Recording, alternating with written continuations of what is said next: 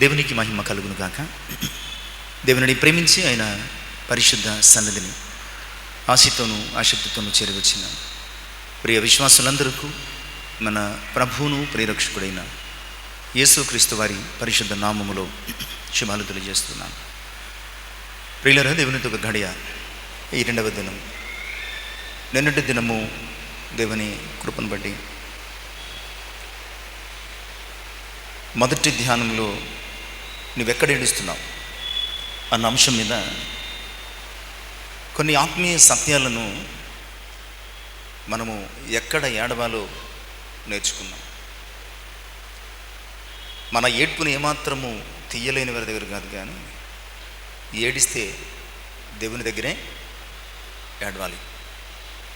ఆయన మాత్రమే నీ కన్నీటికు జవాబు చెప్తారు, నీ కన్నీటిని తొడవగలుగుతారు, నీ కన్నీటికి ప్రతిఫలాన్ని ఇవ్వగలుగుతారు అని నేర్చుకున్న మనం తిరిగి దేవునితో గడియ ఈ రెండవ దిన ధ్యానంలో ఆయన స్వరమును వినడానికి సిద్ధపడుతున్నాం. ఏర్పాటు చేయబడినటువంటి వాక్య భాగాలు సమూయేలు మొదటి గ్రంథం మొదటి అధ్యాయం 21 నుంచి 28 వచనాలు. రెండవదిగా అపొస్తలుల కార్యముల గ్రంథము 5వ అధ్యాయం మొదటి 6 వచనాలు. అంశము మర్చిపోయావా? ప్రియులరా, చాలాసార్లు మనము చాలా విషయాలు మర్చిపోతూ ఉంటాం. నిజానికి మర్చిపోతామో లేదో తెలియదు, కానీ చాలా సింపుల్గా మనము ఎస్కేప్ కావడానికి చెప్పే very very very common word ఏంటంటే, అయ్యో మర్చిపోయానండి. గుర్తున్నా సరే, మరుపు రాకున్నా సరే, ఆ సందర్భాన్ని స్కిప్ చేయడానికి, ఆ పరిస్థితి నుంచి ఎస్కేప్ కావడానికి మనము మర్చిపోయాను అనే ఒక మాటతో తప్పించుకుంటాం.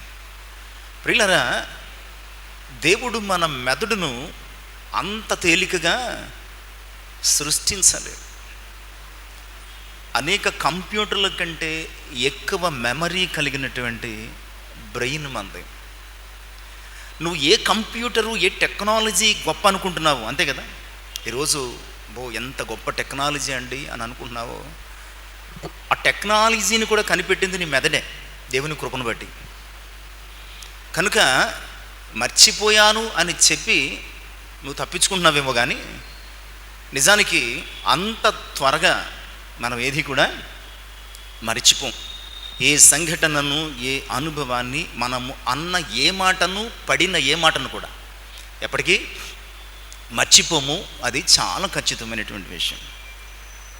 ఇలాంటి చాలా పదునైనటువంటి షార్ప్ బ్రెయిన్ కలిగినటువంటి మనల్ని దేవుడు ఈరోజు హన్నా ద్వారా వేస్తున్నటువంటి ప్రశ్న ఏమిటంటే, మర్చిపోయావా?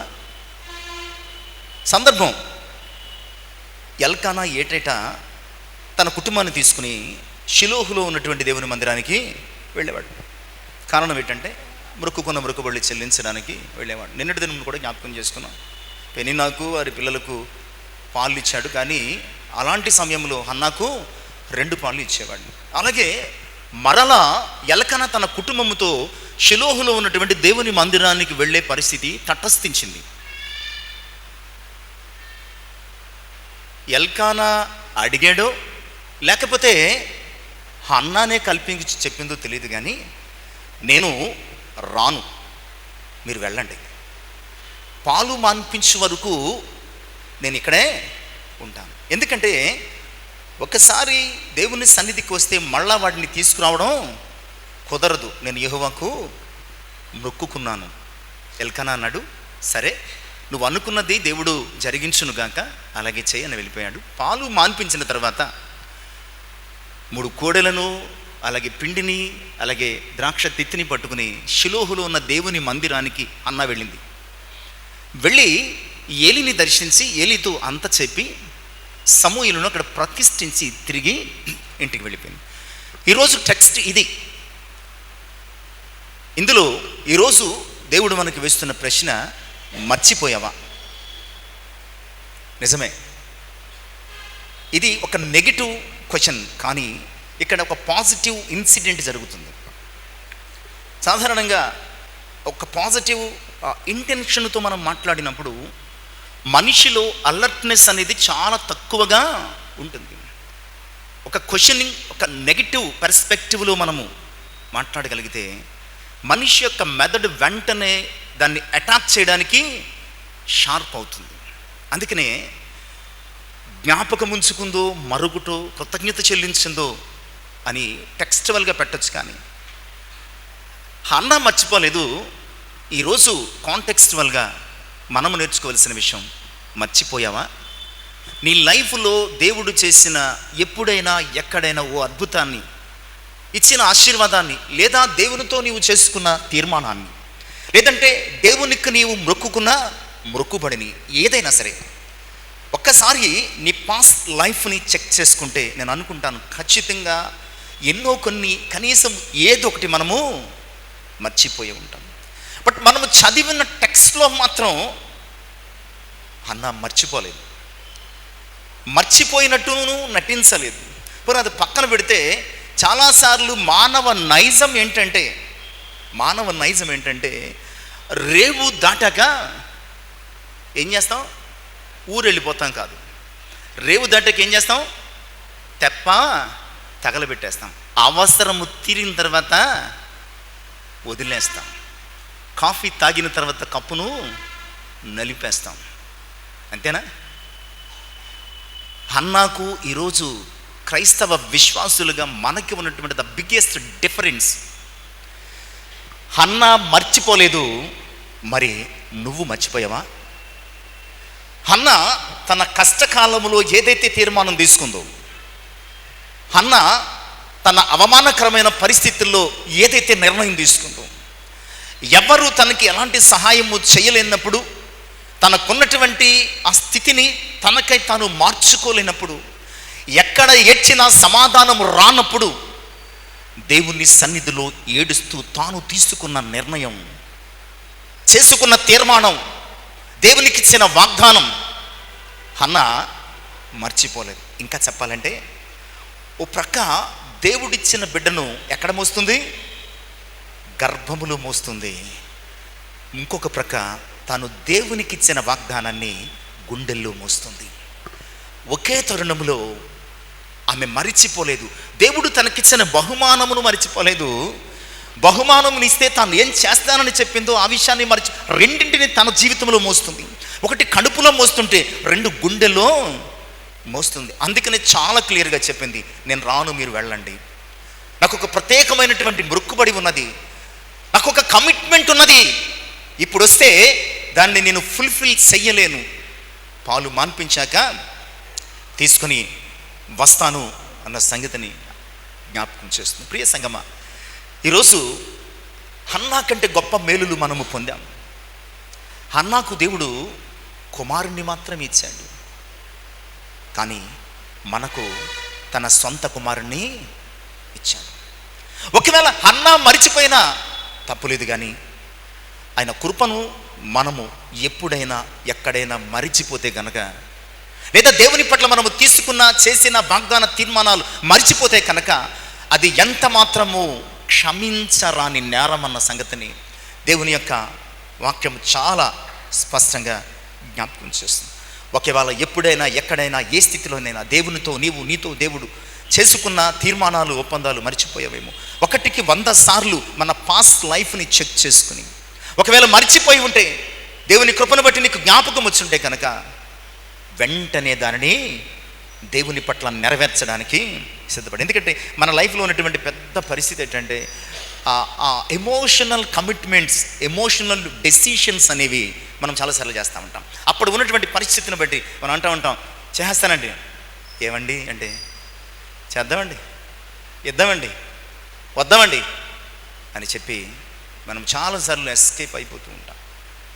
ప్రియులారా, ఒకవేళ నీ పాస్ట్ లైఫ్లో దేవునికి ఇచ్చిన మాట, చేసుకున్న తీర్మానము, ఆయనతో చేసిన వాగ్దానం ఏదైనా మరిచిపోయేవేమో, ఇంకో మాట చెప్తున్నాను, ఒకవేళ ఇప్పుడు నీవు అనుభవిస్తున్న ఈ స్థితికి ఆ రోజు నీవు మర్చిపోయిన ఆయన కృపే కారణమేమో.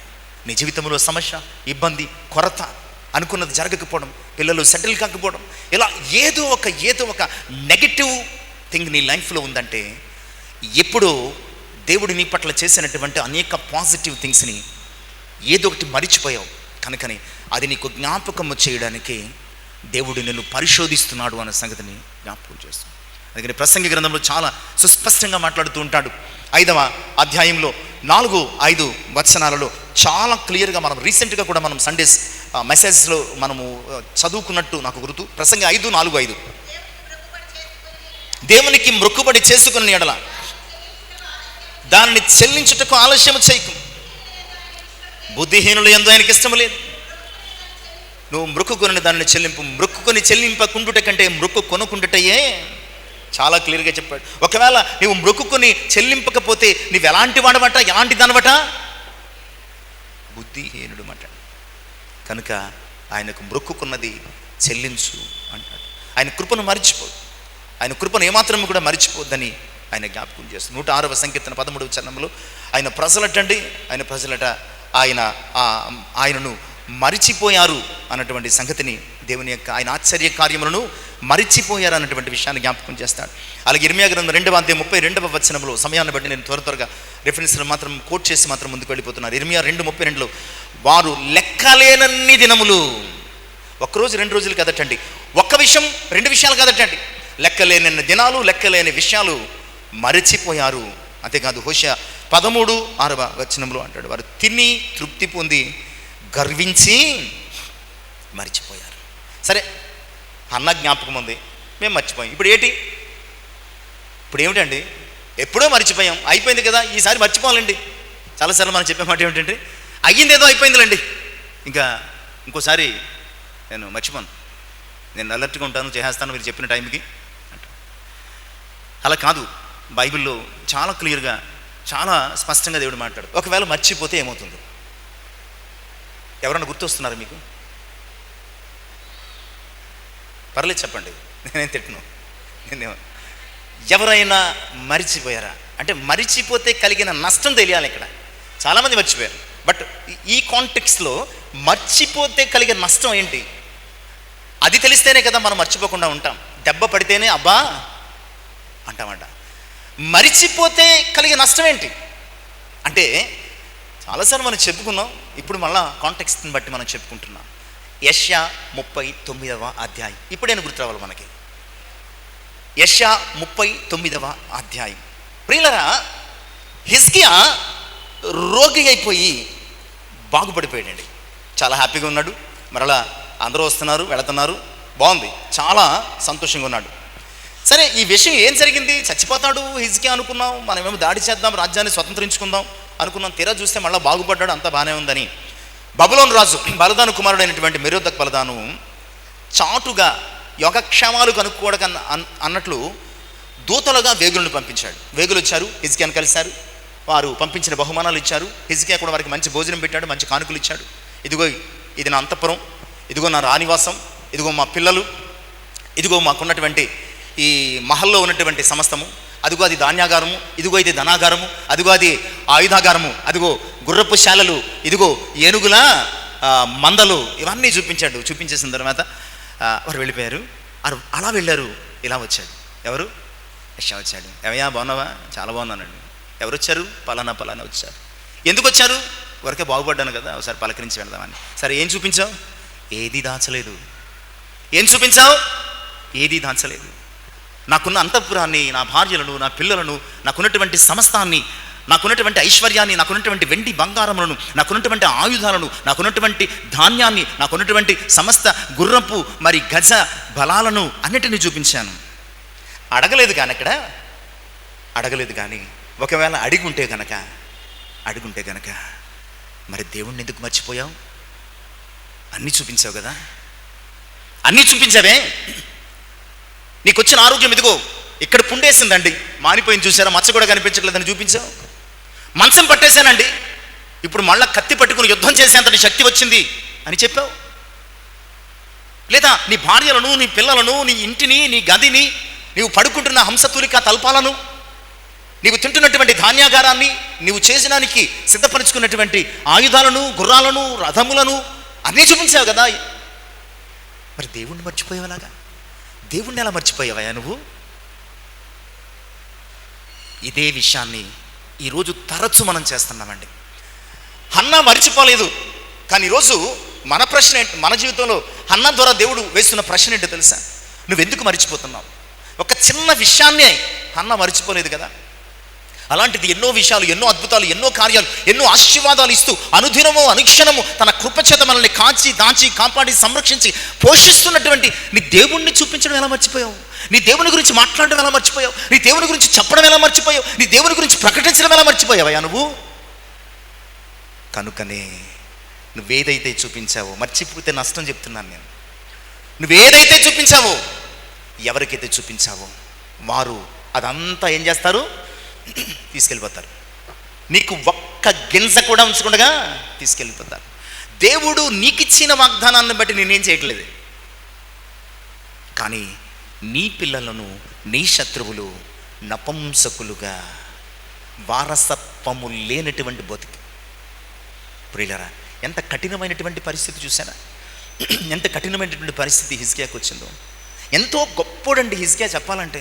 ఎందుకంటే తన తండ్రి పాడు చేసినటువంటి దేవాలయాన్ని హిజ్కియా చాలా చిన్న వయసులో రాజ్యానికి వచ్చి దేవాలయాన్ని బాగు చేసి, ఒక టీంని ఏర్పాటు చేసి దేవాలయాన్ని బాగు చేసి తుడిచి శుభ్రపరిచి బలిపీఠంను తిరిగి స్థాపించి దీపాన్ని వెలిగించి తిరిగి యథావిధిగా దేవాలయపు ఆరాధనలన్నీ జరగడానికి అతడు చేసిన మొట్టమొదటి పని అది.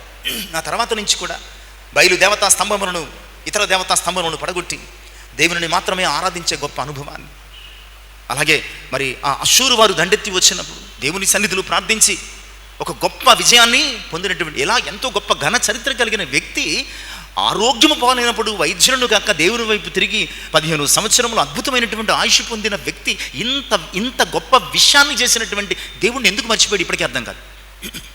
మనం కూడా ఎందుకు మర్చిపోతున్నాం? ఇప్పటికీ మనకి అర్థం కాదు. చాలాసార్లు దేవుని కృపను, చాలాసార్లు దేవుని కార్యాలను, చాలాసార్లు దేవుని ఆశీర్వాదాలను, చాలాసార్లు మన ఎడల ఆయన కలిగి ఉన్నటువంటి ప్రేమను ఇలా చాలా చాలా చాలా చాలా మర్చిపోతుంది. అందుకని ఓ చిన్న ఉపకారం చేస్తే అన్న మర్చిపోలేదే, కానీ ఎన్నో ఉపకారాలు, ఎన్నో కార్యాలు, ఎన్నో అద్భుతాలు నీ పట్ల నా పట్ల చేస్తుంటే మనం ఎలా మర్చిపోతున్నాం? కారణం ఏంటంటే అలసత్వం, నిర్లక్ష్యం, ఆలస్యం చేస్తాం. అందుకే భయం వేసిందో భక్తి వేసిందో తెలియదు కానీ, దావీదు 103వ సంకీర్తనలో 2 చరణాలలోనూ అద్భుతమైనటువంటి హెచ్చరిక చేసుకుంటున్నాడు. సాధారణంగా వార్నింగ్ ఎవరికి చేస్తాం మనం? వార్నింగ్ చాలా సులువుగా చేసేసేది ఏంటి? మనం దేవునికి చేయాల్సింది చేయం, కానీ ఎదుటోడి పట్ల నేను ఇది చేస్తాను, అది చేస్తాను, ఏదో చేస్తానని చెప్పేసి ఇంకా మామూలుగా ఉండదు వార్నింగ్. కానీ నిజమైన వార్నింగ్ ఏంటో తెలుసా? నీకు నువ్వు చేసుకునేదే వార్నింగ్. ఎవరికెవరు చేసుకోవాలా?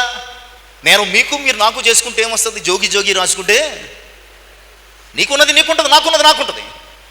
ఇక్కడ ఎవరు ఎవరికి భయపడాల్సిన, లోబడాల్సిన, వణికిపోవలసిన అవసరాలు ఉండవు కదా. నువ్వు నిజమైనటువంటి భక్తి విశ్వాసములు కలిగినటువంటి క్రైస్తవుడు అయితే వార్నింగ్ ఎవరికి చేసుకోవాలి? అదే చేసుకుంటున్నాడు. 103వ సంకీర్తనలో చదవండి 2 చరణాలు దయచేసి. నా ప్రాణమా యెహోవాను సన్నతించుము, నా అంతరంగంలో ఉన్న సమస్తమా ఆయన పరిశుద్ధ నామమును సన్నతించుము. నా ప్రాణమా యెహోవాను సన్నతించుము. వార్నింగ్ ఇచ్చుకుంటున్నాడు. ఏమనుకుంటున్నావు? నువ్వు ఉన్నావంటే అది దేవుని కృప, నేను బ్రతికున్నానంటే అది దేవుని కృప. తన ప్రాణంతో చెప్పుకుంటున్నాడు. తన అంతరంగముందున్న, తన లోపల ఉన్న సమస్తం, లోపల ఏముంటాయి? లోపలే ఉంటాయండి, అన్నీ ఉంటాయి, ఆర్గాన్స్ అన్నీ ఉంటాయి. ప్రతి దానితో చెప్తున్నాడు. మెదడు మర్చిపోతే గుండెకి చెప్తున్నాడు, గుండె మర్చిపోతే ఊపిరితిత్తులు చెప్తున్నాడు, ఊపిరితిత్తులు మర్చిపోతే కిడ్నీకి చెప్తున్నాడు, కిడ్నీకి మర్చిపోతే లివర్కి చెప్తున్నాడు, ప్రతి పాటికి చెప్తున్నాడు. అంతరంగములోనున్న సమస్తమా, అలాగే హృదయంలో ఉన్న సమస్త ఆలోచనలారా మీరు ఎప్పుడు మర్చిపోకండి. ఒకవేళ పొరపాటున నేను మర్చిపోయినా మీరు హెచ్చరించండి, పొరపాటున నేను మర్చిపోయినా మీరు వాన్ చేయండి. ఇదిగో దేవునికి కృతజ్ఞత చెల్లించు, దేవునికి చేసిన మృక్కుబడిని తీర్చు, ఆయన పట్ల చేసుకున్న తీర్మానాన్ని నీవు నెరవేర్చు అని నాకు జ్ఞాపకం చేయండి అర్రా అని తన బాడీతో, తన యొక్క ఇన్నర్ సోల్తో, తన ఉన్నటువంటి సమస్త శరీరముతో, ముఖ్యంగా తన ప్రాణంతో చెప్పుకుంటున్నాడు. దోమ కొడితే ఏం రియాక్ట్ అవుతుంది ఏమండి? బ్రెయిన్ రియాక్ట్ కాదు, బ్రెయిన్ను వాన్ చేస్తుంది, నీ చెయ్యి రియాక్ట్ అవుతుంది, లాగిపెట్టి కొడతావు, నొప్పట్టినా పర్లేదు, దోమ సావాలా. అలాగే నీ అంతరంగాన్ని కూడా కొట్టుకో ఒక్కసారి. మరిచిపోతున్నటువంటి దేవుని కృపను నువ్వు విశ్వాసంతోనే కొట్టుకుంటావు, భక్తితోనే కొట్టుకుంటావు, భయంతోనే కొట్టుకుంటావో తెలియదు, కానీ లాగిపెట్టి కొట్టు. మర్చిపోయావా? చర్చికి వెళ్ళడం మర్చిపోయావా? దేవునితో మళ్ళీ అంటే ఇదే గొడవ ఇంత. దేవునితో గడికి వెళ్ళడం మర్చిపోయావా? ప్రార్థనకి వెళ్ళడం మర్చిపోయావా? వాక్యం చదవడం మర్చిపోయావా? విశ్వాసాన్ని మర్చిపోయావా? ఆయన చేసిన కార్యాలను మర్చిపోయావా? ఆయన కృపను మర్చిపోయావు? ఏది మర్చిపోయావు? ఎప్పటికప్పుడు మన కాన్షియస్నెస్ అనేది లాగిబెట్టి కొడుతూ ఉండాలా మన బ్రెయిన్ని. కొన్నిసార్లు మన బ్రెయిన్ ఏమవుతుంది? మొద్దుబారిపోతుంది. ఎందుకంటే ఫోన్లో మెమరీ ఎక్కువైపోతే ఏమవుతుంది? అలాగే బ్రెయిన్లో కూడా చెత్త ఎక్కువైపోయినప్పుడు అసలు విషయాలు ఏమైపోతాయి? మూలకి వెళ్ళిపోతూ ఉంటాయి. హ్యాంగ్ అయిపోతుంది, ఫోన్ హ్యాంగ్ అయిపోతుంది. అప్పుడు నాలాంటి తిక్కులోడైతే ఫోన్ నేలకేసి కొడతాడు. మీలాంటి తెలివైన వాళ్ళు అయితే చక్కగా మెకానిక్ టెక్నీషియన్ దగ్గరికి తీసుకుని వెళ్ళి నువ్వు ఏదైనా చెయ్యి, మొత్తానికి దేవుణ్ణి కార్యాలు, ఆయన ఉపకారాలను అస్సలు దేనిని మరవకు అన్న సంగతిని జ్ఞాపకం చేస్తున్నా. ప్రియ సంగమ, సమయం అవుతుంది కనుక ఈరోజు ఈ అంశం యొక్క ఉద్దేశం ఏంటంటే, అంత చిన్న విషయాన్ని హన్న మర్చిపోలేదు. ఎంతో గొప్ప కృపలను చూపించిన దేవుని కార్యాలను, లేదా ఆయన పట్ల నీవు చేసిన వాగ్దానాన్ని ఎలా మర్చిపోతున్నావు? అసలు హన్న ఏం మర్చిపోలేదో చూద్దాం. హన్న ఏం మర్చిపోలేదో చూద్దాం. తన మారా అనుభవాన్ని మార్చిన దేవుణ్ణి మర్చిపోలేదు. ఇంకా చెప్పాలంటే తనను జ్ఞాపకము చేసుకున్న దేవుణ్ణి తాను మర్చిపోలేదు. మీరు ఏదైనా పెట్టుకోవచ్చు. తన మారా అనుభవాన్ని మార్చిన దేవుణ్ణి మర్చిపోలేదు, లేదా తనను జ్ఞాపకం చేసుకున్నటువంటి దేవుణ్ణి హన్న మర్చిపోలేదు.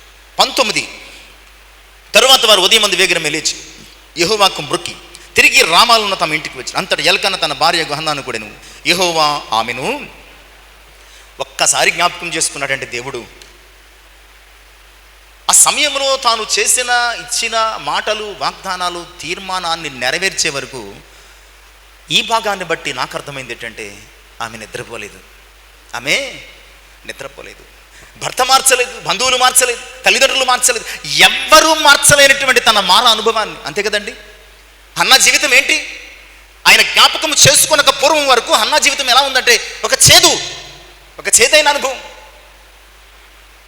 భర్త ఏం చేయలేడు, వైరినా పెనిన్నా ఎప్పుడు ఊరుకోలే, తిరుగుతూనే ఉంది. బంధువుల ఫంక్షన్స్కి, కథలకి, కార్యాలకి వెళ్ళడం మానేశారు. ఏం చేయాలో తెలియని పరిస్థితి. నేరం తనది కాదు, కానీ శిక్ష మాత్రం తనే అనుభవించేది ప్రతిరోజు. అందుకని నేను చెప్పుకున్నట్టు ఆమె భోజనం మానేసింది, బహుశా నిద్ర కూడా మానేసి ఉంటుంది. ప్రియులారా, ఆమె ఏడుస్తూ కూర్చుంది. ఇలాంటి ఒక భయంకరమైనటువంటి ఎక్స్పీరియన్స్ని, బిటర్ ఎక్స్పీరియన్స్ని, ఒక చేదైన అనుభవాన్ని మార్చిన దేవుణ్ణి ఆమె మర్చిపోలేదు. ఈరోజు మన లైఫ్లో కూడా చాలా చేదైన అనుభవాలను దేవుడు మారుస్తూ వచ్చాడు. ఒక్కొక్క జీవితంలో ఒక్కొక్క చేదైన అనుభవం, ఒక్కొక్క జీవితంలో ఒక్కొక్క రకమైన బిటర్నెస్. కొంతమందికి చేదు, కొంతమందికి వగర, ఇలా డిఫరెంట్ ఎక్స్పీరియన్సెస్ తమ యొక్క పర్సనల్ లైఫ్లో, తమ వ్యక్తిగత జీవితంలో అనుభవించినప్పుడు, ఈ లోకము సహాయం చేయలేనప్పుడు, నీ సొంత వారు నిన్ను అవమానించి తృణీకరించి కాదన్నప్పుడు, నీ చేదు అనుభవాలను మధురంగా మార్చిన యేసయ్యను నీవు మర్చిపోతే ఎలా? ఎప్పటికప్పుడు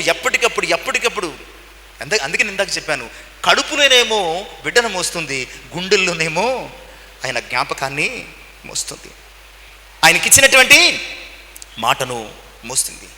ఆమె ఎంతగా ఏడ్చిందో, ఎంతగా దుఃఖించిందో, ఆమె పొందిన నిందలను, ఆమె అనుభవించినటువంటి సమస్త కష్టాన్ని ఒక్క మాటతో తీర్చేసినటువంటి తన మారా అనుభవాన్ని మధురంగా మార్చిన దేవుణ్ణి మర్చిపోలేదు.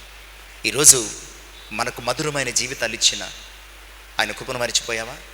మనకి మధురమైనటువంటి జీవితాన్ని ఇవ్వడానికి ఆయన మారా అనే చేదు చిరకను త్రాగిన ఆ ప్రేమను మర్చిపోతున్నావా? అలా మర్చిపోతే మనము ఎలా తప్పించుకుంటాం? నిర్గమకాండములో మనం చాలాసార్లు జ్ఞాపకం చేసుకున్నట్టు 15వ అధ్యాయం 22 నుంచి 25 వరకు ఇశ్రాయేలీయుల అరణ్య ప్రయాణంలో ఒక అనుభవం ఎదురైంది. అది మారా అనుభవం. దానిని దేవుడు ఏం చేశాడు? మధురంగా మార్చివేశాడు. వెరీ నెక్స్ట్ చాప్టర్ 16వ అధ్యాయము 2వ వచనము, 16వ అధ్యాయము 2వ వచనాన్ని మనం ఆలోచన చేస్తే ప్రియులారా, వెంటనే వారు తిండి కోసం అనుకోవడం మొదలుపెట్టారు. దీన్ని ఏమంటారు? ఆయన కార్యాలను, ఆయన కృపలను మర్చిపోను. అందుకనే అరణ్యములో అనేక మంది రాలిపోయారటండి. అనేక మంది రాలిపోవడానికి కారణం మారా అనుభవాలను మధురంగా మార్చినటువంటి దేవుణ్ణి మరి మరిచిపోయారు. మరి ఈరోజు మన పరిస్థితి ఏ రీతిగా ఉన్నది? ఆయన కృపలను లేదా నువ్వు ఆయనకి ఇచ్చినటువంటి వాగ్దానాలను, అవసరానికి, అక్కరకు, ఆపదలోను నువ్వు మొక్కుకున్నావే, నువ్వు చెప్పేవే, నువ్వు మాటిచ్చేవే, నువ్వు వాగ్దానం చేసేవే దేవుని సన్నిధిలో. నువ్వు ఈ కార్యం చేస్తే ఎప్పుడు నీ సన్నిధికి రావడం మానను, ఈ కార్యం చేస్తే నేను ప్రార్థించడం మానను, స్తుతించడం మానను, నీ సాక్షిగా జీవించడం మానను, నీ స్వార్థం ప్రకటించడం మానని నీ కష్ట సమయంలో, నీ అవసర కాలంలో ఆపదముక్కులు ప్రార్థన చేసి అది ఇది అనుకున్నావే, మరి ఇప్పుడు దానిని మర్చిపోతే ఎలా అని అన్న ప్రశ్నిస్తుంది. తన మారా అనుభవాన్ని మార్చిన దేవుని మర్చిపోలేదు. 2, ఆమె ఏమి మర్చిపోలేదంటే ప్రార్థన ఆలకించిన దేవుణ్ణి మర్చిపోలేదు. ప్రార్థన ఆలకించిన చాలామందిని అడిగింది, ఏం మందులు వాడమంటారమ్మా, ఎక్కడికి వెళ్ళమంటారమ్మా, తన భర్తను అడిగింది నాకు బిడ్డలకు కావాలని. చాలామంది దగ్గర ప్రార్థన కాదు కానీ అడిగింది. బట్ ఇక్కడ మాత్రం షిలోహులో దేవుని మందిరం దగ్గర ఏడుస్తూ ప్రార్థించింది ప్రియులారా. అందుకనే ప్రార్థనను ఆలకించిన దేవుణ్ణి మర్చిపోలేదు. 1వ అధ్యాయము 20వ వచనం. 1వ అధ్యాయము 20వ వచనం. దయచేసి త్వరగా. గనుక హన్నా గర్భము ధరించి దినములు నిండినప్పుడు ఒక కుమారుని కని నేను యెహోవాకు మొక్కుకొని వీనిని అడిగితిననుకుని. సమూయేలు మాటకు దేవుడు వినెను. అంతే కదండి. ఎంత జ్ఞాపకం ఆమెకు. వీడు ఎలాగొచ్చాడు, నా కడుపులోకి ఎలాగ వచ్చాడు, నా కడుపులోంచి బయటికి ఎలా వచ్చాడు వీడు? దేవుడు నా ప్రార్థన ఆలకిస్తే వచ్చాడు. దేవుడు నా ప్రార్థన వింటే వచ్చాడు. మర్చిపోలేదామే. నాకు బిడ్డ పుట్టాడు, నాకు బిడ్డ పుట్టాడు, నాకు బిడ్డ పుట్టాడు, నాకు బిడ్డ పుట్టాడు అని ఎగిరి గంతులు వేయడం కాదు కానీ దేవుడు నా ప్రార్థన, దేవుడు నా మొర్ర ఆలకించి నాకు ఈ బిడ్డనిచ్చాడు. కనుక ఇతనికి ఏం పెట్టాలి, ఇతనికి ఏ పేరు పెట్టాలా? ఈ అంశం యొక్క ఉద్దేశమే అది. సమూయేలు అంటే యెహోవా వినెను. ఇతనిని పిలిచినప్పుడల్లా ఏమర్థం అవ్వాలంటే దేవుడు విని ఈ బిడ్డనిచ్చాడు. దేవుడు ప్రార్థన విని, దేవుడు మనవిని విని, దేవుడు విజ్ఞాపనను విని, దేవుడు నా మొర్రను విని ఆ పేరు జ్ఞాపకం వచ్చినప్పుడల్లా గుర్తు రావాలి. అంటే ఆమె తన లైఫ్లో మర్చిపోకుండా ఏకంగా పిల్లోడికి ఏం పెట్టేసింది? దేవుడు వినెను, దేవుడు ఆలకించను. ఈ పేరు పెట్టుకుంటారు మీరు ఎవరు? నన్ను అబ్బో. సో ఈరోజు పేర్లన్నీ వెరీ డిఫరెంట్. అసలు అర్థం ఎక్కడి నుంచి వస్తున్నాయో తెలియట్లేదు నాకు. ఒక మాట చెప్పనా, బిడ్డలు కావాలని ఎవరిని అడుగుతావు? పేరు కావాలని ఎవరిని అడుగుతావు? గూగుల్ని అడుగుతావు. బిడ్డలు మాత్రం దేవుడు ఇవ్వాలి, బిడ్డలు కావాలని దేవుడిని అడుగుతావు. పేరు ఏం పేరు పెట్టాలో గూగుల్ని అడుగుతావు. ఇంతకు మించిన దౌర్భాగ్యము, దరిద్రము క్రైస్తవ సమాజానికి లేదు. మోస్ట్ ఆఫ్ ద పేరెంట్స్ నేను చెప్తున్నాను, ఈరోజు తమ పిల్లలకు గూగుల్ ద్వారానే పెడుతున్నారు. ఈరోజు తమ పిల్లలకి పేర్లు, నా దరిద్రం ఏంటో కొన్నిసార్లు నోరు తిరగదండి, అందుకని దగ్గరెట్టుకుంటాను, 10 సార్లు చదువుకుంటూ ఉంటాను. 4 8 కేసినట్టు మడతడిపోతూ ఉంటుంది. ఆ పేరేంటో తెలియదు, దాని అర్థం ఏంటో తెలియదు, ఆ భాష ఏంటో తెలియదు, ఎందుకు పెట్టారో తెలియదు, ఏంటో అసలు అర్థం కాదు. పరిశుద్ధ గ్రంథంలో పేర్లు చూడండి, ఆయా భక్తులు, ఆయా వ్యక్తులు, దేవుడు తమ పట్ల చేసిన కార్యం ఆ పేర్లు ఉంటుంది. దేవుడు తమ పట్ల ఏదైతే చేశాడో కార్యము, ఏదైతే చూపించాడో ఉపకారం, ఆ అర్థం వచ్చినట్లు ఈరోజు దేవుని పేర్లు పెట్టడం మానేశారు. దేవుని పేర్లు పెట్టడం మానేశారు. గూగుల్లో వెతుకుతున్నారు. ఈ మధ్యన ఏదటది, అదేటది చాట్ జీపీటీ అంటే. మీ సంగతి ఎలాగుంది? ప్రకటన గ్రంథం లాస్ట్ ఇయరే చెప్పాం, మీ డేటా అంతా ఏం స్టోరేజ్ చేస్తుంది? ఈచ్ అండ్ ఎవ్రీ, ప్రతి డేటా. ఒక రోజు ఎవడొకడు స్విచ్ నొక్కుతాడు, మన బతుకంతా బస్ స్టాండే. ఈరోజు ఈ టెక్నాలజీ డెవలప్మెంట్ కారణం ఏంటంటే ప్రతి ఒక్కటి పర్సనల్ డేటా, హిస్టరీ, ఎవ్రీథింగ్ ఒక చోట స్టోరేజ్ చేయబడుతుంది. ఎవడో ఒకడు దానిని హస్తగతం చేసుకుంటాడు. అప్పుడు చెప్తాడు, నీకు ఫోన్ వస్తుంది, ₹1 కొట్టు. అయ్యి బాబు లేదండి, నీ గుట్టు రట్టు అంటాడు. అంతే, ఫటో. ఏం చేస్తాం? ఇంకా కిడ్నీయో గుండుగాయో అమ్మేసి ఇచ్చి తీరాలి. నీకు పిల్లలు కావాలంటే దేవుణ్ణి అడుగుతావు, మరొకటి కావాలంటే దేవుణ్ణి అడుగుతావు, మరొకటి కావాలంటే దేవుణ్ణి అడుగుతావు. కానీ పిల్లలకి పేరు పెట్టడం మాత్రం గూగుల్ని అడుగుతావు. ఎప్పుడైనా అడిగావా, ప్రభా చాలామందికి లేని భాగ్యాన్ని నాకు ఇచ్చావు, సంతు లేని దానిని ఇల్లాలిగా చేశావు, కుమారుల సంతోషము గల తల్లిగా చేసావు కదయ్యా, ఏం పేరు పెట్టమంటావు నా కొడుక్కి, ఏం పేరు పెట్టమంటావు నా కూతురికి? అది ఏ భాష నుంచి పెడుతున్నారో అర్థం కావటం లేదు. ఆ భాష ఏంటో కూడా తెలియదు. భూమి మీద ఇలాంటి ఒక భాష ఉందా అనిపిస్తుంది. ఆ పేరేమో తిరగదు, దాని అర్థమేమో తెలీదు. గూగుల్లో కొడితే ఒకటి చూపిస్తుంది, చాట్ జీపీటీలో పెడితే ఇంకోటి చూపిస్తుంది, డిక్షనరీకి వెళ్తే ఇంకోటి చూపిస్తుంది.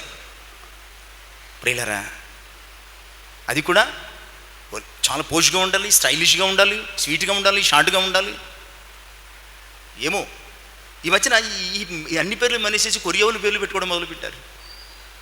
కొరియవుల పేర్లు పెట్టుకోవడం మొదలుపెట్టారు. అప్పుడు వాళ్ళ పేర్లు చూస్తుంటే వాళ్ళ పెన్ నేమ్ కన్నా వారు ఏదో నేమ్స్ అంటారు కదా, వాటిలో కొరియవుల పేర్లు జింగ్ జాంగ్ హూ అంటున్నాడు. ఇదంటే మరి తెలియదు.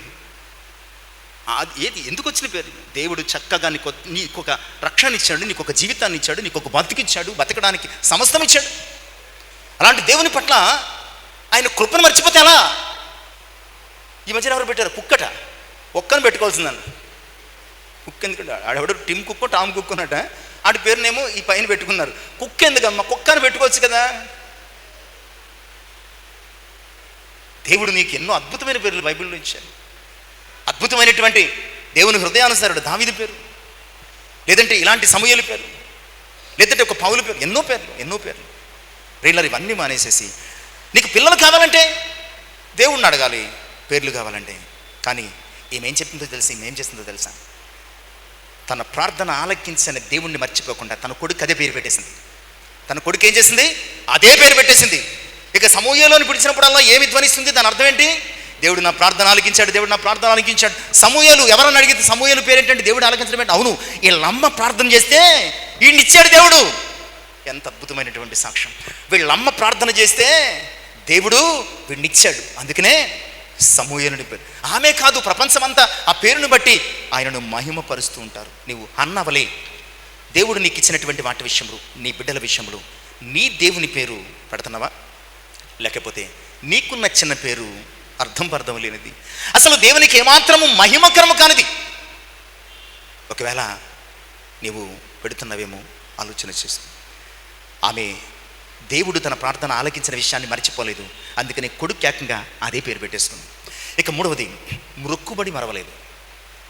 హన్నా మరువలేనటువంటి మూడో విషయం ఏంటంటే మొక్కుబడి. 1:22. అయితే హన్నా బిడ్డ పాలు విడిచే వరకు నేను రాను, వాడు యెహోవా సన్నిధిని అగుపడి తిరిగి రాక అక్కడ నే ఉండునట్లుగా నేను వారిని తీసుకుని వస్తానని తన పెనిమిటితో చెప్పి వెళ్ళకండని. అందరూ వెళ్తున్నారు, నేను వెళ్ళిపోతామని వెళ్ళిపోలేదు. వెళదామని అంటాడు, లేదంటే వెళ్ళాల్సిన అవసరం ఉంది. మొత్తానికి ఆ మనది, నువ్వు వెళ్ళు, నేను రాను. ఎందుకు తెలుసా? నేను దేవునికి బిడ్డ విషయంలో ఒక మొక్కుబడి చెల్లించుకున్నాను. ఈసారి నేనంటూ వస్తే నువ్వు ఇచ్చిన బిడ్డతో ఆ బిడ్డ ఎక్కడ ఉండిపోతాడు, నేను ఒకదాన్ని తిరిగి వెళతాను. ఆమె సరదాగా తన కుటుంబంతో ఇల్లు వచ్చేయచ్చు, అంతే కదా. ప్రభు నెక్స్ట్ ఇయర్ చూస్తానులే, మనం చాలాసార్లు ఏం చేస్తాం నెక్స్ట్ మంత్ చూద్దాంలే, నెక్స్ట్ ఇయర్ చూద్దాంలే, తర్వాత చూద్దాంలే అని మనం వాయిదాలు వేసుకుంటూ స్కిప్ చేసుకుంటూ వెళ్ళిపోతూ ఉంటాం. అది అన్న తన భర్తతో చెప్పింది, నేను రాను, ఎందుకంటే ఈ బిడ్డను నాకు ఇచ్చినటువంటి దేవుని సన్నిధిలో ఒక మాట నేను మొక్కుబడి చేసుకున్నాను. అయ్యా, ఈసారి వచ్చినప్పుడు నీవు నాకు ఇచ్చిన బిడ్డను తీసుకుని వచ్చి ఇక్కడ ఇచ్చేస్తాను తప్ప మళ్ళీ తీసుకెళ్ళను. మరి ఇప్పుడు ఇంకా పాలు మానలేదు కదా, కనుక తల్లిగా తన ధర్మాన్ని నిర్వర్తించి పాలు మానిపించే వరకు ఈ బిడ్డను పెంచి ఆ తర్వాత నేను సమర్పిస్తాను. ప్రియులారా, నీవు మొక్కుకున్న మొక్కుబడి విషయంలో నీవు ఎలాంటి స్థితి కలిగి ఉన్నావు? నీ అవసరతలో, నీ అక్కరలో, నీ కష్టములు, నీ సమస్యలు నీవు మొక్కుకున్నావే? ప్రభా, నువ్వు నాకు ఇస్తే ఎలా చేస్తాను, నువ్వు నాకు ఇస్తే ఇది ఇస్తాను, నువ్వు నాకు ఇస్తే అది ఇస్తాను అని మొక్కుకున్నావే? ఆ మొక్కుబడి విషయంలో నువ్వు ఖచ్చితంగా ఉన్నావా, లేదా మర్చిపోతున్నావా, లేదా కాంప్రమైజ్ అవుతున్నావా, లేదా ఏమైనా అందులో నువ్వు కొరత విధిస్తున్నావా? ప్రభు ఎంతవరకే ఉంది, తర్వాత చూద్దామని అని అనుకుంటున్నావా? ప్రియులారా, మనం చదువుకున్నాం 2వ భాగం అపోస్తలుల కార్యముల గ్రంథం 5వ అధ్యాయం 1-2 వచనాలు. అననీయ సప్పీరులు కనబడుతున్నారు. వారంతటా వారే అనుకున్నారు, అందరూ ఇస్తున్నారు కదా, మనం కూడా మనకున్న పొలం అమ్మేసి ఇచ్చేద్దాం అనుకున్నారు. అలా మొక్కుకున్నారు, మన పొలం అమ్మి ఇచ్చేద్దాం అనుకున్నారు. పొలం అమ్మని తీసుకొచ్చారు, ఇచ్చేద్దాం అనుకున్న ఇప్పుడు ఇచ్చేయాలి. లేదు, ఇవ్వలేదా విషయాన్ని ఆ అపోస్తలులకు చెప్పాలి. అలా చెప్పకుండా కొంత దాచుకున్నారు, కొంత తీసుకెళ్లారు. పేతురు అంటున్నాడు, ఇదేనా అంటే ఇదే అన్నారు. ప్రియులారా, వారు ఏదైతే దేవుని సన్నిధిలో మొక్కుకున్నారో, వారు ఏదైతే దేవునికి మొక్కుకున్నారో దాని విషయమై వారు తప్పిపోయారు. కానీ అన్న అలా చేయలేదు. నువ్వు నాకు ఇస్తే నా నింద పోతుంది, ఆ బిడ్డ మాత్రం నీకే ఇచ్చేస్తాను, నాకొద్దు. ఆమె ఇప్పుడైనా మాట తప్పొచ్చు, ఏదో ఆ విషయంలో అన్నాను కానండి, పిల్లోడిని ఎలాగ ఇచ్చేస్తామండి, ఆడేమో అది చదువుతానంటున్నాడు, ఇది చదువుతానంటున్నాడు, పిల్లోడిని ఎలాగ ఇచ్చేస్తాం. చాలాసార్లు మనం చిన్నప్పుడు ఆవేశంగా మొక్కుంటాం, దేవుడికి ఇచ్చేద్దామంటే దేవుడికి చదివించేస్తాం, పాస్టర్ గారు అయిపోతారు. ప్రపంచంలో మనకి ఏమీ లేకపోతే అత్యంత సులువైన విషయం ఏంటి? పాస్టర్ గారిని చేసేయడం. అంతే, 4 ఆకులు పాక, 9 మనుషులు, అంతే. ఎక్కడికి వెళ్ళాం? ఏజెన్సీలకి, సువార్త లేని ప్రాంతానికి వెళ్ళాం. 2 చర్చిల మధ్య చర్చ చేస్తూ ఉంటాం. ఎందుకంటే ఇందులోంచి 4, అందులోంచి 4. దేవుడు నన్ను పిలిచాడండి, సువార్త అండి, సేవ అండి, ఇదే పని మనకి. ప్రియులరా, అన్న తన మొక్కుబడి విషయంలో అలా చేయలేదు, ఎక్కడ కాంప్రమైజ్ కాలేదు, ఎక్కడా కూడా తగ్గిపోలేదు. ఆమె ఎవరినైతే మొక్కుకుందో ఆ మొక్కుబడి మరొక ఆ సమూహలను చెల్లించడానికి సిద్ధపడుతుంది. నేను చెల్లించను, ఇంకో బిడ్డ పుడితే ఇస్తానులే అనొచ్చు కదా. సాధారణంగా ఏమంటాం మనం, అక్కడే కదండి, పైగా మగపిల్లడు బాగున్నాడు, ఈసారి చూద్దాంలేండి. ఒకవేళ పాస్టర్ గారు అమ్మ మరి పాస్టర్ గారిని చేస్తానన్నావు కదా, మరి ఏంటి పరిస్థితి అని, ఇంకో బిడ్డ పుడితే చూద్దానండి పాస్టర్ గారు, మీరు లేనాటి అన్నీ పెట్టకండి, దయచేసి ప్రార్థన చేసినట్టు కానికిచ్చేస్తాను. ఏమనలేదు, ఇచ్చాడు. భర్తతో అంటుంది, ఈ బిడ్డను నేను రావడం అంటూ జరిగితే ఈ బిడ్డను అక్కడ వదిలేసి దేవునికి ఇచ్చేసి తాను మొక్కుకున్న మొక్కుబడి విషయంలో కానీ అననీయ సప్ఫీరలు మర్చిపోయారు. భౌతికంగా వారు చచ్చిపోయినట్లు మనం చూస్తాం. అందుకని 116వ సంకీర్తన రాసిన కీర్తనాకారుడు, చాలామంది పండితులు హిజ్కియా రాస్తుంటాడేమో అన్నారు, ఏమో ఎవరైనా సరే తెలియదు, కానీ 12 నుంచి 14 వచ్చాడు. నీవు ఆయన చేసిన ఉపకారములన్నిటికీ నేను ఏం చెల్లిస్తాను? రక్షణ పాత్రను చేత పట్టుకుని ఆయన నామను ప్రార్థిస్తాను, ఆయన సన్నిధిని నా మొక్కుబడులు చెల్లిస్తాను, ఆయన ప్రజలందరి ఎదుటనే చెల్లిస్తాను అన్న సంగతిని జ్ఞాపకం చూస్తాం. కనుక 3 విషయాలు చెప్పాను. మొదట ఏం మర్చిపోలేదు, త్వరగా తన మారా అనుభవాన్ని మార్చిన ఆయన మర్చిపోలేదు. 2, ప్రార్థన ఆలకించిన దేవుడిని మర్చిపోలేదు. 3, మొక్కుబడిని మర్చిపోలేదు. ఇక 4, దేవుని కొరకు పెంచడం మర్చిపోలేదు. 1వ అధ్యాయం 23 వచనం. కాబట్టి ఆమె పెనుబడి ఎల్కానా నీ దృష్టికి ఏది మంచిదో అది చేయము, నీ వానికి పాలు మాన్పించే వరకు నిలిచిండు అని యెహోవా తన వాక్యము స్థిరపరచునుగా. కానీ ఆమె తనను కాగా ఆమె అక్కడి నుండి తన కుమారునికి పాలు మాన్పించు వరకు అతనిని పెంచుచూ ఉండెను. The women stayed at home and nursed her son until she had weaned him. పాలు మాన్పించే వరకు పెంచుచుండెను, పోషించుచు ఉండెను, దాచి ఉండెను. ఇవన్నీ ఎలా కనిపించినాయి అంటే పెంచడం, పోషించడం, దాచడం, ఇవన్నీ ఆమె ఒక దాదిలాగాను చేస్తుంది తప్ప ఆమె హక్కుదారులాగా చేయటం లేదు. ఒక గార్డియన్గా, ఒక సంరక్షకురాలిగా పెంచుతుందన్నమాట అండి. అంటే ఆమె ఇతను నా కుమారుడు అని అన్నప్పటికీ తన కుమారునిగా పెంచట్లేదు. ఆమెను ఎవరికి కుమారునిగా, ఎవరి సేవకునిగా పెంచుతుంది? దేవుని కుమారునిగా, దేవుని సేవకునిగా. ఒక్క మాటలో చెప్పాలంటే ఈ బిడ్డను నేను దేవుని కొరకు మొక్కుకున్నాను, నా కొరకు పెంచుకోకూడదు. ఎవరి కొరకు పెంచాలి? దేవుని కొరకు మాత్రమే పెంచాలి, దేవుని కొరకు మాత్రమే పెంచాలి. నిజమే ప్రియులారా, దేవునికి సమర్పించుకున్నవి మన శరీరమైనా మన మనస్సు అయినా అది దేవుని కొరకే ఇవ్వాలి. దేవుని కొరకు దానిని ఇవ్వడము మనం మర్చిపోకూడదు. దేవుని కొరకు దానిని అప్పగించడం మర్చిపోకూడదు. దేవుని కొరకు దానిని సమర్పించుకోవడం ఎప్పటికీ మర్చిపోకూడదు, ఎప్పటికీ మర్చిపోకూడదు. ఆమె దేవుని కొరకు ఆ బిడ్డను పెంచడం ఇదే సన్నివేశం నిర్గమాకాండము 2వ అధ్యాయం 9వ వచనం 2వ భాగంలో ఎవరు కనబడతారండి? యోకెబెతు. ఆమె ఏమన్నదో తెలియదు, కానీ అన్నది తెలుసు. కానీ ఏం మాత్రం దేవుని కొరకు పాలించి ఫరో కుమార్తె ఇచ్చే జీతం కొరకు పెంచలేదండి. అది చాలా రిస్క్, ఎందుకంటే ఈమె తల్లిని తెలిసే వెంటనే చంపేస్తారు. అందుకొరకు పెంచలేదు, దేవుని కొరకు రిస్క్ తీసుకుంది అక్కడ. ఎందుకంటే ఇతడు దేవుని కొరకు, దేవుని ప్రజల కొరకు ఒక నాయకుడు. అందుకని దేవుని కొరకు పాలిచ్చి పెంచింది. అతడు తన ప్రజలకు నాయకుడే. ఈరోజు దేవుని కొరకు పెంచడం మర్చిపోలేదు.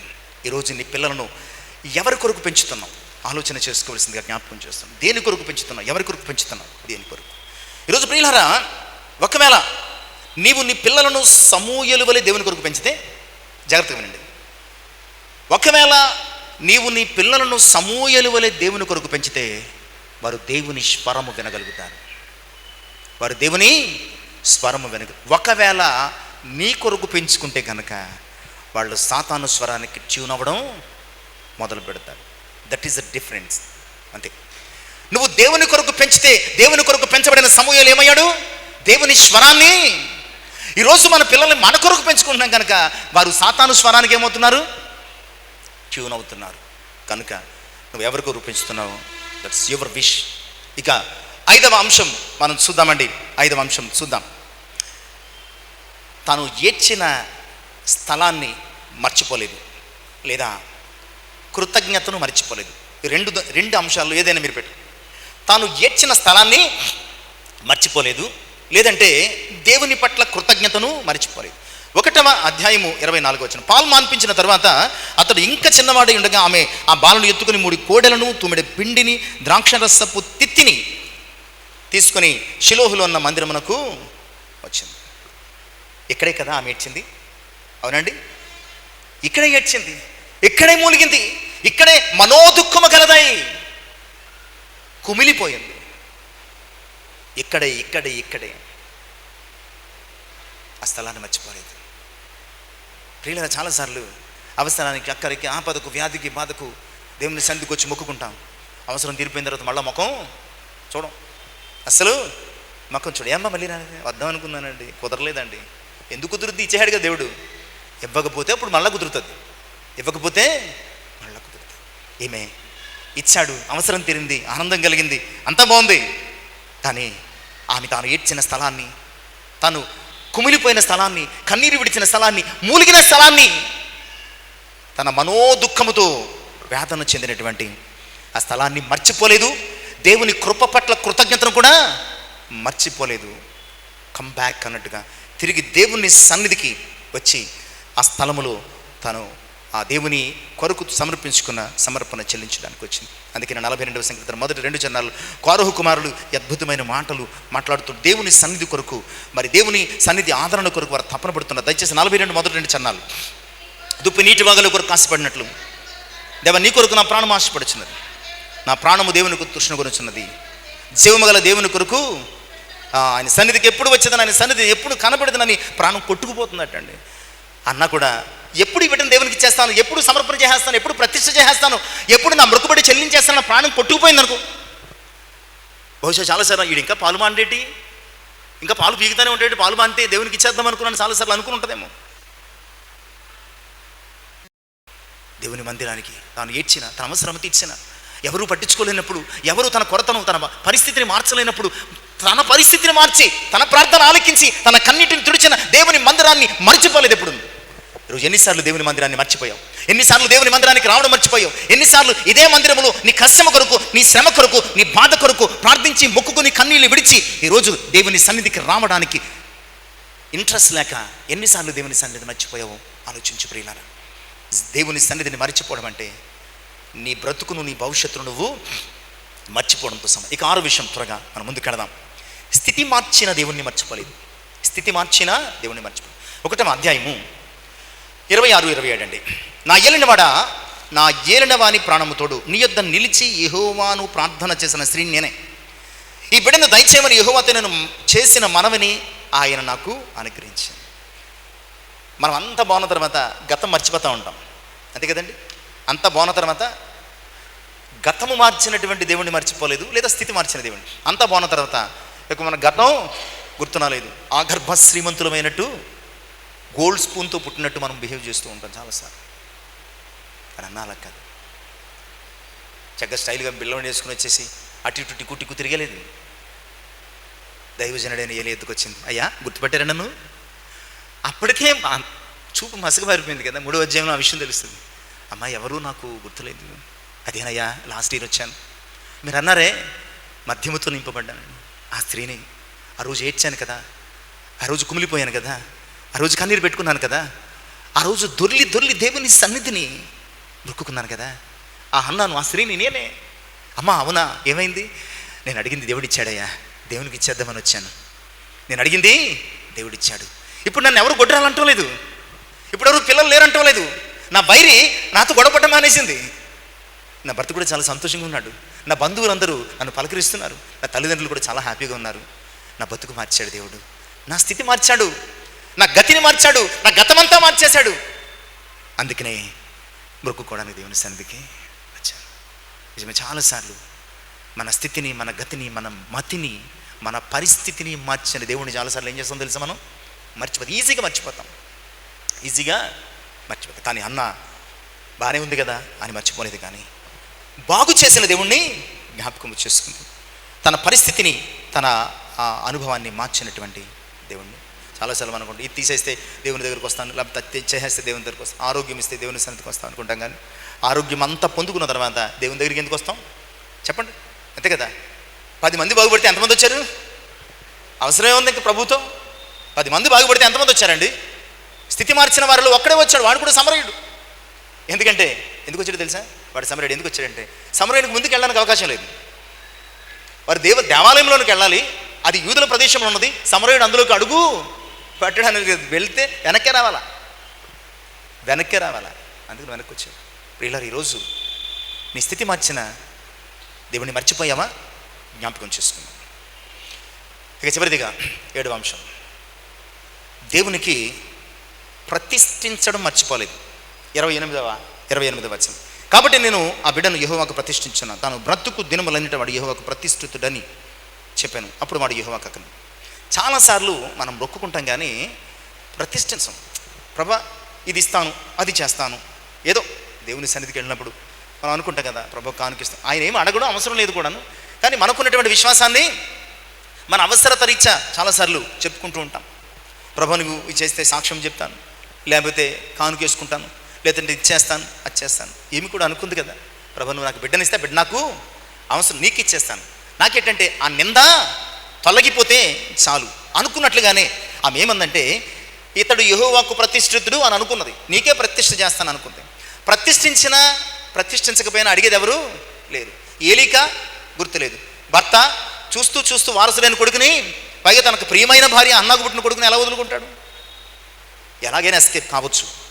కానీ ఆమె తను మొక్కుకున్నట్లుగా ఈ సమూయేలును దేవునికి ప్రతిష్ఠించడం మర్చిపోలేదు. తీసుకొచ్చి ఆమె ఏమన్నదంటే, వాడు యెహోవాకు, ఇతను నా కుమారుడు అని అంటం లేదు, వాడు యెహోవాకు ప్రతిష్ఠితుడు అంటే ప్రత్యేకించబడినవాడు. దేవుని కొరకు సెపరేట్ చేసేసింది. ఇక ఆ బిడ్డ తన ప్రాపర్టీ కాదు, తనకు కొడుకు కాదు, లేదా తన సొత్తు కాదు. ఆ బిడ్డ మీద తనకు ఎలాంటి అధికారము లేదు. ఏ అధికారమైనా దేవునికి మాత్రమే, ఆయన పరిచర్య కొరకు, ఆయన సేవ కొరకు. అందుకనే ప్రియులారా, మళ్ళా సమూయేలు 2 గ్రంథాల్లో కూడా ఎక్కడ హన్నా కొడుకు అయిన సమూయేలుని కానీ, ఎల్కానా కొడుకు అయినటువంటి సమూయేలుని కానీ, ప్రవక్త అయిన సమూయేలు, దీర్ఘదర్శి అయిన సమూయేలు, దైవజనుడైన సమూయేలు, న్యాయాధిపతి అయిన ఈ చాప్టర్లో తప్ప, ఫస్ట్ చాప్టర్లో తప్ప ఇక సమూయేలు ఎవరి కొడుకు అన్న ప్రస్తావనే లేదు. ప్రవక్త, దైవజనుడు, దీర్ఘదర్శి, న్యాయాధిపతి, ఇలాంటి సంబోధనలు. ఎందుకంటే అన్న చెప్పేసింది, ఇక ఈ బిడ్డకు నాకు సంబంధం, ఇతడు యెహోవా సేవకు, యెహోవాకు ప్రతిష్ఠ దేవునికి ఇచ్చేసానంతే. బిడ్డ మీద ఎలాంటి హక్కులు లేవు. ప్రియులారా, ఒకవేళ నీ జీవితంలో ఎప్పుడైనా దేవునికి ప్రతిష్ఠించుకుంటానండి అని అనుకుని మర్చిపోయామా? మర్చిపోయారా? ఆలోచించండి ప్రియులారా. మర్చిపోయారో లేదో తెలియదు కానీ ఒకవేళ కర్మకాలి ప్రతిష్ఠించుకుంటే కనుక ఎవ్వడూ మర్చిపోకుండా చేస్తామో పని. మీరు ప్రతిష్ఠించుకుని మర్చిపోయారో లేదో నాకు తెలియదు కానీ ఒకవేళ నిజంగా ప్రతిష్ఠించుకుని చెల్లిస్తే కనుక జీవితంలో ఎవ్వడూ మర్చిపోకూడదు. అలా చేస్తాం. మనం ఏం చేస్తాం? ఫ్యాన్ ఇస్తాం, 3 రెక్కల మీద మన పేరే ఉండాలి. 3 రెక్కల మీద మన పేరే ఉండాలి. బల్ల ఇస్తాం, బల్ల మీద మన పేరే. మైక్ ఇస్తాం, మైక్ మీద మన పేరే ఉండాలి. నువ్వు దేవునికి ప్రతిష్ఠించినట్లా, నీకు పబ్లిసిటీ చేసుకుంటున్నట్లా? చాలాసార్లు నిజమే ప్రియులారా. ఒకవేళ అనుకోవచ్చు, చాలామంది ఇన్స్పిరేషన్గా తీసుకోవచ్చు అండి, మరొకటి ఒక్కసారి దేవునికి ప్రతిష్ఠించేత నీ పేరు అక్కడ ఉండాల్సిన అవసరం. ఒకసారి నువ్వు దేవునికి ప్రతిష్ఠించావు, కంప్లీట్గా అది ఎవరిది? నీ పేరు రాసావంటే ప్రతిష్ఠించుకున్నట్టు కాదు. అది సమూయేలు మీద హన్నా తన పేరు, తన ముద్ర, తన జ్ఞాపకాన్ని ఉంచలేదు.